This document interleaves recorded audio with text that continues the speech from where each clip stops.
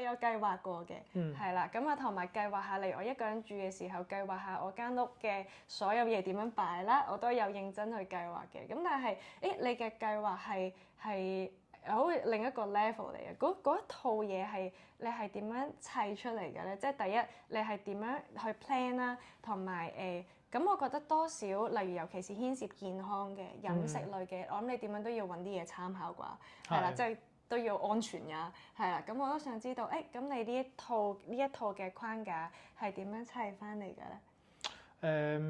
有好多 trial and error 啦，即係其實都係不停係咁摸索先啦。譬如我每一個階段都會可能 set 某一啲嘅 target 俾自己嘅，咁可能首先我就盡量唔開冷氣先啦，跟住之後就慢慢可能去到沖下凍水涼啦，我冬天都沖凍水涼嘅，跟住慢慢就發現原來可以夜晚唔使用燈㗎喎，即係我而家夜晚都唔開燈，咁唔開燈有個好處。我直情夜晚翻到屋企咧就開呢部手機，咁你用光啊嘛，跟住之後可能有少少光，跟住沖個涼刷個牙，咁我好早瞓覺嘅，大概即係尋日我有啲失眠啦，因為我啱啱喺歐洲翻嚟有啲 jet lag，咁但係就如果正常狀況咧11點差唔多咧我就瞓覺嘅，咁你諗下11點瞓覺嘅人，你都唔需要有太多時間用到燈啦，慢慢去喺嗰個生活上面去重新攞翻對生活嘅一啲掌控。咁呢個就係我嘅嗰個做法咁樣咯。咁我每一日咧我以前唔係咁 planning 嘅，而家我會好 planning 嘅啫，因為我想盡量過得簡約啲啊嘛。咁我係會計埋自己使幾多錢嘅。所以譬如 let's say 我可能去某一個目的地嘅時候，我會計埋，即係好簡單啫嘛。而家好多 app 咩 bus app 啊，或者 MTR app，或者嗰啲咩Alipay 佢都會有啲 discount 㗎。一日最平嘅方法可以去到邊度咧？我唔介意早起身嘅。譬如我今日約咗人喺尖沙咀咯，我而家住太古。咁太古係尖沙咀最簡單嘅方法，第一就當然係的士 Uber 啦，第二就係搭地鐵啦。咁但係我係選擇咗搭呢一個叮叮再轉船嘅，咁所以我變相我早起身咗2個鐘，咁我叮叮嗰度睇下書啊，跟住之後搭船嘅時候聽下 podcast 啊，跟住就已經好寫意地就過咗2個鐘，然後就去有一個 lunch 嘅 meeting 咁樣，咁就係咁樣去慢慢重新對生活節奏去攞翻一啲嘅掌控咯。咁生活上面總會有啲麻煩咧，你係好被動嘅處理唔到嘅，咁嗰啲嘢就擺埋一邊先，即係你當喺行為經濟學上面有個 concept 咧叫做 mental accounting。簡單啲嚟講咧就係人係會有個思維嘅慣性咧，係將你唔同嘅行動咧就擺成唔同嘅 account 去處理嘅。譬如有個 account 係消費嘅，有個 account 係 investment 嘅，有個 account 係可能計緊你買 supplement 嘅開支嘅。你會將唔同嘅嘢係分咗唔同嘅 category， 叫做 mental accounting 啦。咁我攞咗呢個 concept 擺咗喺生活入面嘅。咁就譬如有一啲部分可能係我學習嘅使費嘅，咁我就會喺個腦入面有個 planning 讀書使幾多錢，跟住有個位就係有啲麻煩係我控制唔到嘅，控制唔到嘅話就盡量做到幾多得幾多啦，咁啊擺埋一邊啦，唔好理佢啦。跟住譬如一啲飲食可以使幾多錢啊，租金等等啦，我會喺個腦上面成日都會有啲咁樣嘅運算。咁然後就盡量壓抑住自己一啲特別嘅開支咯，即係我唔會無啦啦走去落街買杯雪糕食，然後就使多咗錢。我係冇呢啲咁樣嘅嘢嘅，咁然後就慢慢去 tune 自己嘅嗰個模式咯。咁我最近就直情癲到連 WiFi 都 cut 埋添，屋企 WiFi。咁啱啱6月續約嘅時候，嗰個心諗，即係我又成日去出差公幹啦，跟住我翻到屋企11點就瞓覺，跟住第二朝8點可能我就已經做下運動，跟住就去翻工。咁其實我喺屋企又真係冇乜用 WiFi 嘅需要，同埋你諗下你用 WiFi 嘅時候，佢會令到你嘅行為有啲咩改變先？你咪攤咗喺張床嗰度睇廢片咯，即係大陸人就睇小紅書睇抖音啦，咁你香港都係睇嗰啲 views 掃嚟掃去咯嘛，咁啊睇咁多廢片嘅人都冇乜意思，跟住又有藍光又影響睡眠，跟住就直情連個 WiFi 都 cut 埋。我就真係覺得哇，人生簡單好多啊！咁就直接你翻到屋企就係打坐與瞓覺。咁我順便我會燒下嗰啲聖木咯，呢排我覺得聖木都有啲好好嘅，即係既可能係消除負能量啊，亦都可能係驅蚊蟲嘅作用啦。咁啊燒完聖木啊打下坐啊，差唔多啦，個人都開始睡意嚟到啊，把握個睡意瞓覺，第二朝繼續係新的一天。我覺得咁樣嘅生活係非常之好，即係當然同我金融人嘅嗰個人設係好完全唔拉楞嘅，即係冇一個金融人好似我咁癲嘅或者咁極端嘅。咁咁但係就每個人對於佢自己生活都有唔同嘅追求啦。即係我金融人之外，正如我頭先一開始所講，我都有好多唔同嘅身份噶嘛。即係唔同嘅 elements 交織之下，就成為咗我呢個比較複雜嘅個體咯。咁所以我就覺得係啦，即係慢慢唔需要好似我咁極端嘅。我都承認我比較黐線，我仲癲過林超英。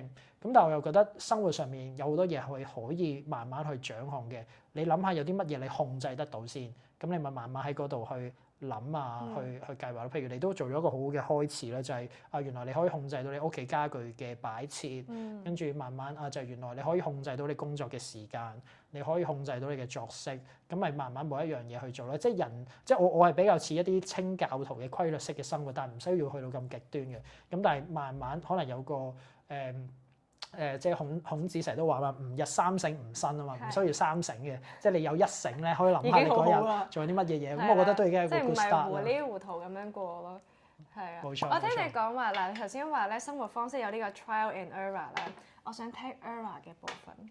error 嘅部分啊，譬如即係例如會唔會咧真係食得太少嘢，跟住暈咗啊？嗰種。我好好奇呢啲。你有啲咩 error 發生過？好想知。譬如我尋日啦，咁我尋日就要翻學啦。但係翻學嘅時候咧，因為我成日嘅消耗用得好多。你而家翻學喺邊度翻學？我而家喺 BU 嗰度讀緊一個 master 啦。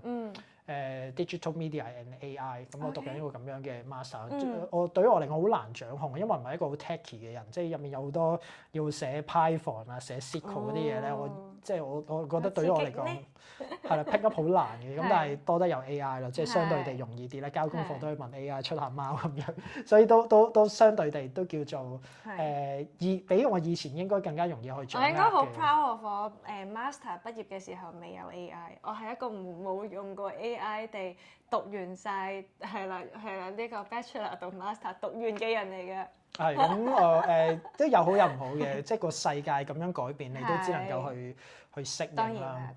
咁譬如係啦，譬如尋日咁樣啦，我真係中間我都忍唔住，我就去咗咬咗個麥當勞。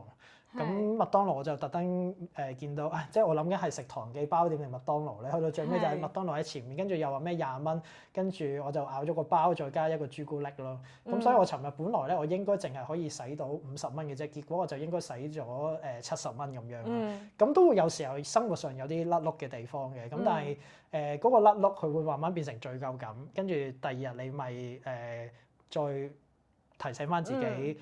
呢啲位又唔好無啦啦將你本身我慳錢慳到咁，即係佢唔係好辛苦嘅，即係我又唔係窮到咁樣，我生活我嘅即係收入係好正常嘅。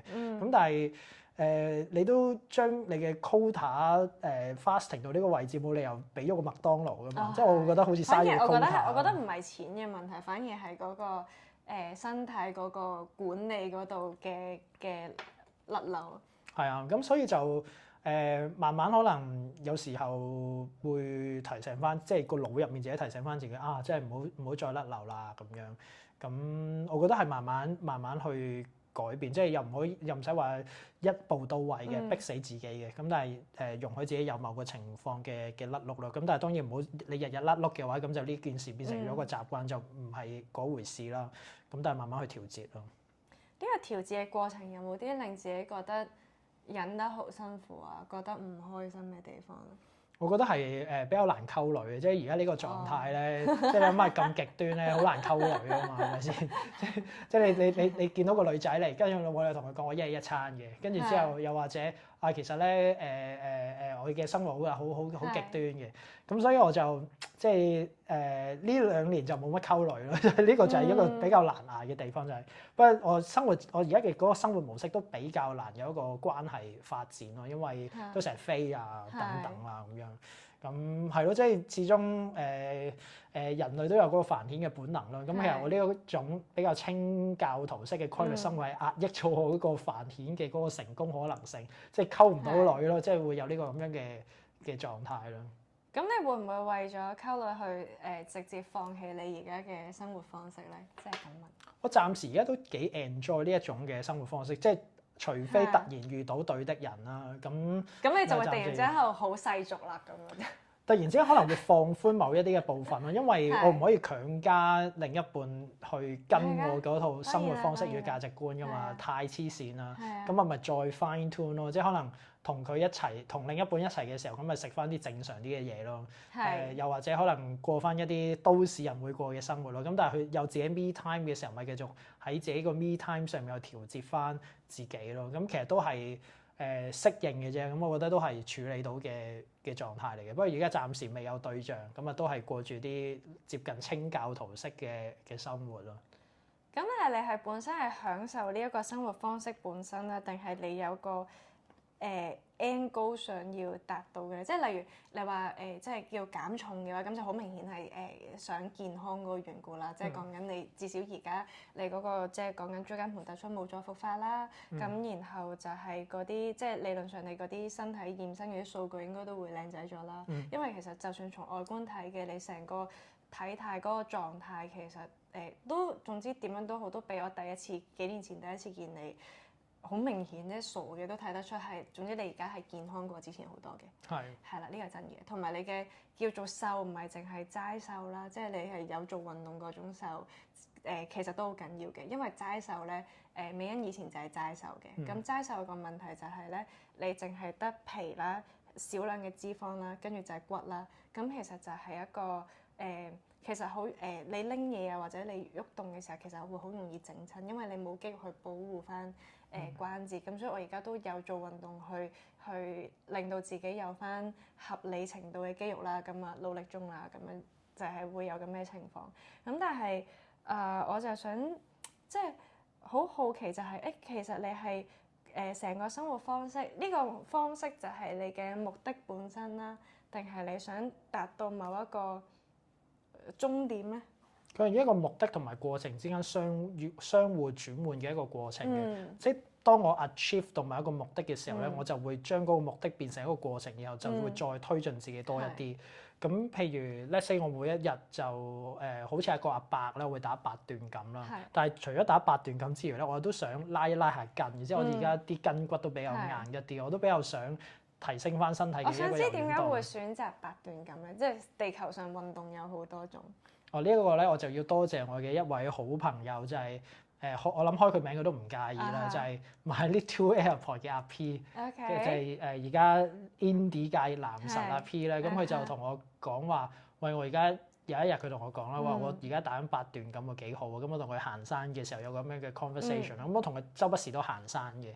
咁你去到山頂嘅時候咧，我哋就會一齊咧停低就喺度打8段咁，真係好黐線。即係我希望佢，我諗佢應該唔介意我咁講嘅，但係因為可能有損佢嘅嗰個形象。有個畫風走咗出嚟，係個 picture 喺呢度。係一個咁文青咁有型嘅人咧，走去同一個咁銅臭嘅人喺個山頂嗰度打8段咁咧，我覺得可能會有損佢嘅嗰個形象咁樣啦。咁但係佢係其中一個 inspire 咗我要打8段咁嘅一個人。不過佢呢排都好似退咗隊啦。佢話好似打得下又覺得冇乜嘢喎，我都唔玩啦。咁但係佢又賴低咗我啦。咁但係我又繼續覺得呢一個嗜好又可以去營運落去咯。同埋我又覺得一朝早咧，可能喐下啲筋骨咧，再加埋有啲佢有啲特別嘅呼吸方式嘅。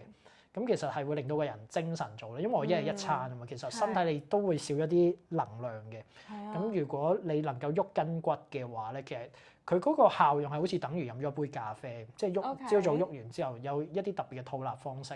咁我覺得嗰個效果幾好喎。咁同埋即係我又唔係想養咁多運動嘅，我都係一日行1萬步啫。我唔係嗰啲咩好似林海峰跑步跑到好勁嗰種，我唔係呢一啲人嚟嘅。唔係要去比賽或者咩咁樣。係啦，我唔係呢一種嘅。咁所以呢啲比較慢性、比較養生式嘅運動咧，反而係我會想追求嘅嗰一樣嘢。你話好對抗性嘅打籃球啊，或者係甚至乎而家好興打 pickleball 啊嘛，即係我都唔算太有興趣嘅。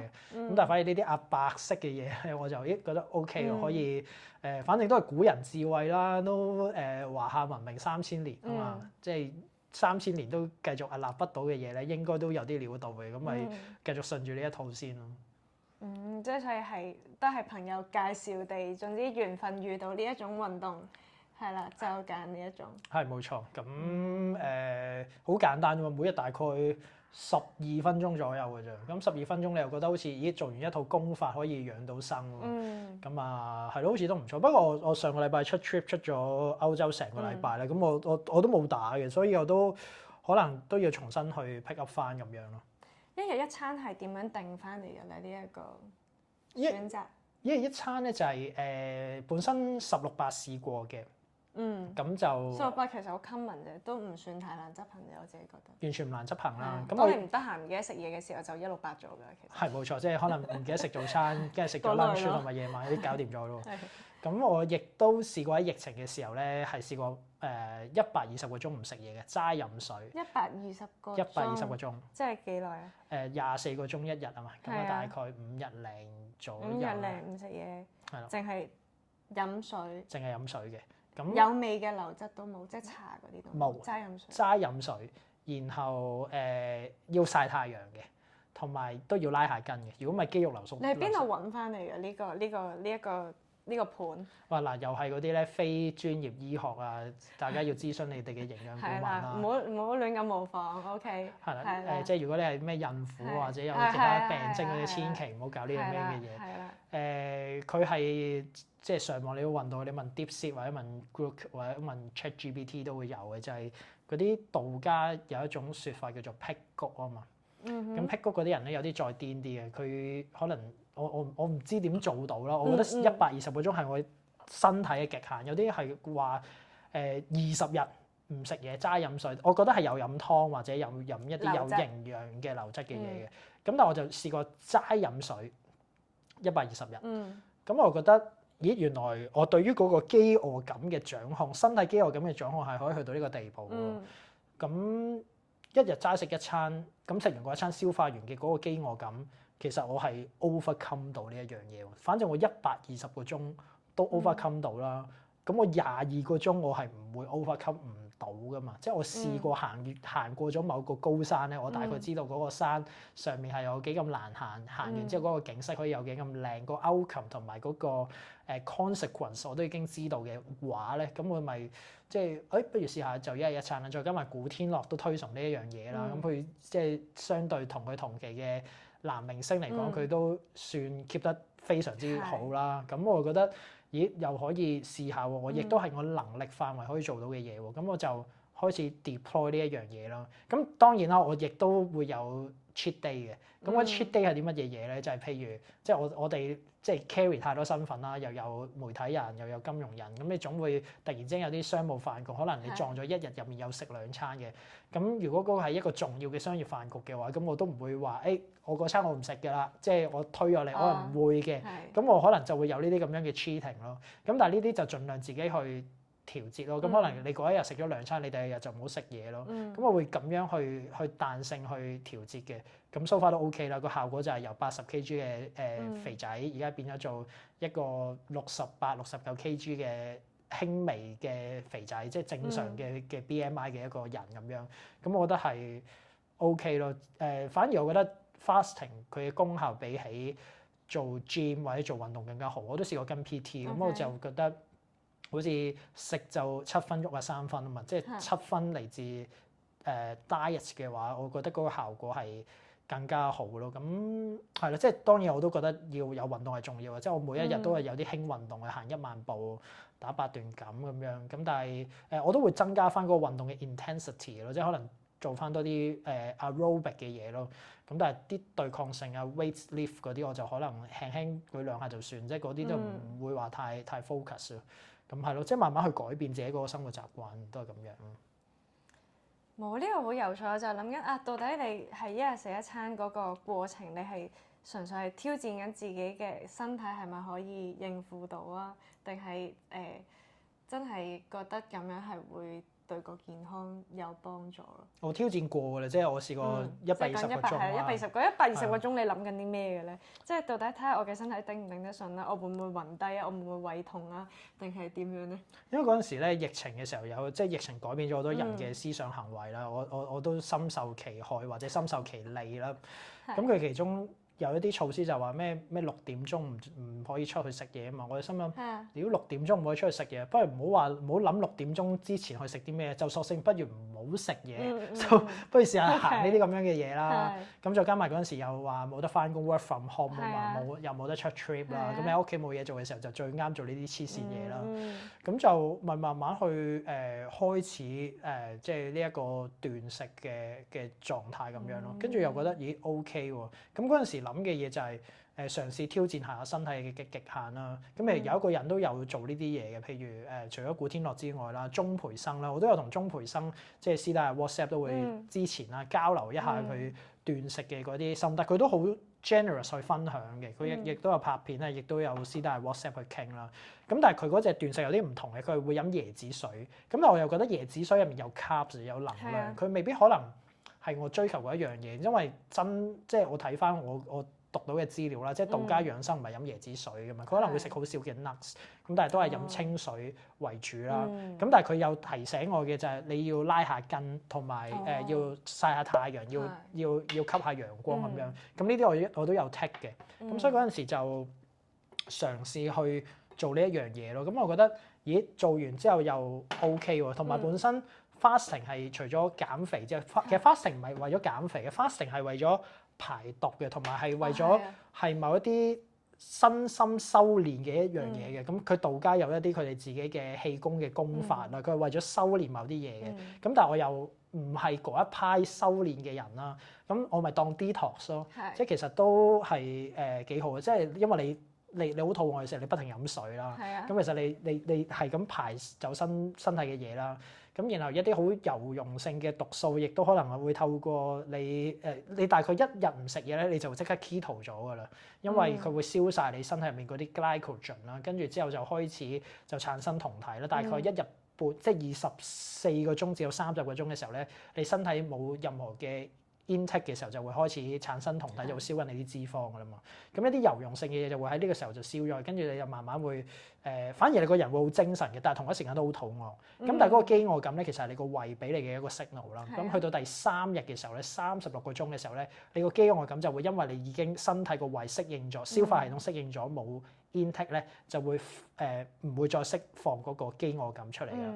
咁跟住之後咧，你過咗第3日嘅話咧，第3日係最肚餓嘅。過咗第3日嘅話咧，咁之後咧，剩翻嗰2日咧就好簡單嘅啦。咁然後就可能不過因為咧你集中力都會偏低嘅，因為始終你嘅血糖嗰啲應該都會爭。係啦，血糖爭啲咧，同埋會有少少暴躁嘅，因為你食唔到嘢嘅時候咧，你個人嘅脾氣硬係都係會爭啲嘅。咁呢個時候咧，即係 that's why 點解佢哋道家嗰套就會建議你可能練下氣功啊、打下坐啊，即係其中一個原因就係將你嗰個飢餓感或者飢餓感分散注意力啦 ，exactly。咁就即係有啲咁樣嘅嘢咯。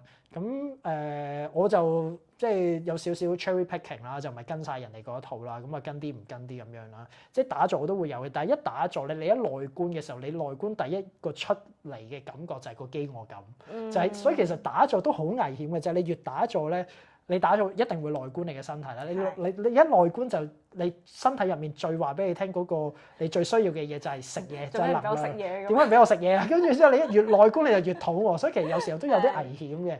咁所以我都未去到嗰個咁高嘅層次嘅嗰個修行嘅水平。咁啊，慢慢去練咯。咁我覺得夏天嘅時候幾適合做呢一樣嘢。咁冬天人嘅嗰個身體嘅嗰個本能嘅機制都要吸收多啲能量去過冬啊嘛。咁呢個都係 mammals 哺乳類動物會有嘅嗰一樣嘢。我覺得冬天就唔好試呢啲嘢啦。咁但係夏天就試呢啲嘢，或者夏秋之際就比較 OK 咯。嗱，一般情況你以前咧我就係通常即係同大家即係同一般大家嘅生活方式都好正常，就係即係1日3餐啦，早午晚3餐咁樣啦。咁咧去到搬出嚟住咧，即係自己一個人住，疫情期間啦，翻工嘅時間另計，翻工就真係要1日3餐。如果唔係你真係唔夠 energy 去頂嗰一日嘅需要嘅。咁但係咧自己一個人生活，如果唔使返工或者係啲 work from home 嘅狀態嘅話咧，咁我係傾向一日2餐嘅。但係咧同身體健康係冇關係嘅。我主要係想洗少一次碗嘅啫。OK。係啦，咁就係因為你每次都要煮，然後食，然後洗，咁你咁樣行3 round 咧，一日裏邊行3轉咧，你一日冇乜得幾多時間整嘅。咁但係你話一日食1餐咁，我又覺得有少少極端啦咁樣。咁但係咧早排啦，即係例如尤其是出 trip 嘅時候啦，咁嗰個時間係比較唔穩定嘅，嗰個作息同因為你有一啲 transportation 嘅時間啦，咁就比較亂。有時候係講緊可能我頻頻撲撲一日，但係其實我得1餐嘅時間可以好好地食到嘢咁樣，有時會出現個咁嘅情況。咁當時咧，我係會覺得有啲 sad 嘅，就會覺得嗰日即係好似我嗰日冇食足夠嘅嘢咁樣咯。即係好淨係得個造字，好唔完整咁樣，即係哇！即係一場嚟到東京咁樣食餐好啲嘅都唔得咁樣，係啦。即係當然有啲食得好嘅日子，有啲日子就係真係好棘咁樣，你冇辦法就淨係拍到2個飯團已經算你好彩啦，或者即係半夜先有機會食到啲嘢啦咁樣。咁但係咧完咗個 trip，跟住後尾就係我喺活動度見到你啦，跟住你就同我講話，嘿，我而家一日食1餐咁樣，跟住就即係咁牛高馬大生喐下喐下咁樣啦。咁呢個咧係純粹係我想話俾你知，就係你呢個講法，即係我哋係咪要模仿係一件事。咁但係喺我不情願地要一日1餐嘅時候咧，聽完你咁樣講咧，望翻轉頭咧係一個少少嘅安慰嚟嘅，就係覺得其實一日食1餐都冇乜大不了嘅 ，as long as 我唔係暈咗啦，或者有胃痛啦，或者即係有呢啲真係身體唔好嘅 backfire 嘅話，其實一日1餐雖然我係被動地執行啦，咁但係其實有人係主動地執行，係為咗生活更加好。其實即係你點知嗰樣嘢係好定係唔好咧？咁樣咁就係令到我即係望翻轉頭嘅時候就係係我前面有啲時候就係因為一啲緣故，唔係夾硬嘅，即係唔係特登嘅，但係就總之變咗一日1餐，原來都冇乜大不了嘅咁樣咯。係一個我諗你冇諗過嘅，就係話周圍同人講我一日食1餐，原來係會有一個好神秘地係啦，會安慰到人嘅一個情況。我有冇 aware 即係因為我呢一套生活習慣咧。譬如公開節目啦，你係第2個會同我去做呢啲咁樣嘅 deep conversation。上一個就係以前 ViuTV 嘅藝人阿妹啦，岑樂儀，咁佢都有問我呢啲咁樣嘅嘢，因為佢好推崇環保啊嘛。咁佢嘅嗰種有機環保嘅生活方式，同我都有少少不謀而合噶嘛。即係我仲癲過佢啦，我零電費，冇人夠我咁環保啊！你都冇，你都仲要養2隻狗仔啊！你都一定要開冷氣俾2隻狗仔，你唔夠我癲。唔可以夾硬嚟。係咁就係你係少數地第2個會同我傾呢啲嘅嘢嘅人咯，因為即係呢啲又好黐線，咁你真係見到有個可能幾十億、幾百億嘅老闆，你真係同佢講呢啲嘢，佢第一件事就諗你咪黐 Q 線嘅，即係你咪傻㗎咁樣，咁你好難去同佢傾呢啲嘢㗎嘛。咁但係呢啲就係我 practice 緊嘅一啲生活嘅方式咯。咁我有冇諗過刻意將佢變成一個 gimmick 周圍去分享嘅？咁可能我講嘅時候就係譬如有一啲嘅。即係有你個樣係冇辦法呃到人㗎嘛，我真係瘦咗㗎嘛，同我3年前比。好，頭先咧，因為呢個手機嘅 memory full 咗嘅緣故，但係個鏡咁歪嘅，接受唔到，再嚟過。慢慢，整好啲先，好啲啦，係啦，我哋錄到就嚟尾聲嘅，點解佢仲係咁歪嘅？唔得唔制。慢。點解嘅？而家咧？而家咁樣得唔得？我呢個角度睇就都正常嘅，或者你喐一喐。係咪褪高少少會好啲？好啊。咁樣係啦，因為咧頭先咧就係呢一個係記憶體不足嘅緣故，咁所以咧就被逼斷咗纜。係啦，所以被逼咧，美欣今次要做少少剪接，咁所以咧，其實而家咧係已經嚟到呢一個尾聲，係啊，已經嚟到呢個尾聲，因為頭先已經錄到58分啦，係啦，咁所以咧係啊，好多謝運取咧，係啦嚟呢度同我哋第3集嘅 housewarming 係啦，但係咧我腦裏邊咧聽完你講嘅分享你呢個生活方式嘅成個 sharing 咧，我嘅諗法係咧，其實你係咪等緊一個係啦公主去拯救你脫離呢一個生活方式，係啦幫你翻去世俗嘅係啦正常世俗嘅生活，即係咁問。有都唔拘嘅，或者佢同我一齊癲嘅話咧，我都唔拘嘅，冇所謂咯都。係啦，咁啊大家就係可以考慮下，可以考慮下。係啦，咁啊再一次多謝係啦雲水嚟我屋企呢度係啦 housewarming 係啦，亦都多謝大家係啦收睇呢個節目係啦，鍾意嘅話咧記得 like 啦、subscribe 啦同埋留言，多謝你哋。好，呢一集咧就嚟到呢一度啦，拜拜 ，thank you，我又撳掣啦，又要再撳翻掣啦，拜拜。